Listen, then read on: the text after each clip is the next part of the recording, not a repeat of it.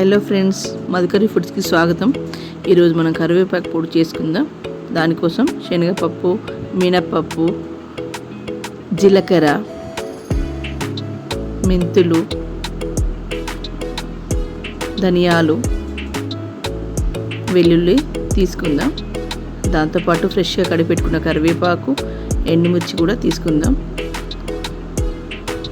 ఇలా తీసుకున్న వాటిని మనం ఒక గిన్నె పెట్టుకుని దాంట్లో ఆయిల్ యాడ్ చేసుకొని శనగపప్పు, మినపప్పు 1 by 1 వేసి వేయించుకుంటూ దాంతో దూరగా వేయగానే కాస్త ధనియాలు, జీలకర్ర, మెంతులు కూడా వేసి కాస్త వేయగానే ఎండుమిర్చి కూడా వేసి చక్కగా లో ఫ్లేమ్లో వేయించాలి.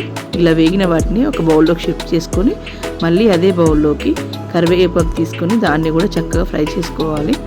ఇలా ఫ్రై చేసుకున్న తర్వాత వీటన్నింటినీ మనకి చల్లారనిచ్చి చక్కగా జార్లోకి షిఫ్ట్ చేసి సరిపోయేంత సాల్ట్, మామిడి వరుగులు లేని వాళ్ళైతే మనకి చింతపండు కూడా వేసుకోవచ్చు. కరివేపాకు ఇలా అన్నీ వేసి 1 by 1 వేసి గ్రైండ్ చేసుకుంటే మనకు చక్కగా కరివేపాకు పొడి రెడీ అవుతుంది. చివరిలో మనకు గార్లిక్ వేసి దాన్ని కచ్చాపచ్చ గ్రైండ్ చేస్తే ఇలా మన కరివేపాకు పొడి రెడీ అయిపోతుందండి.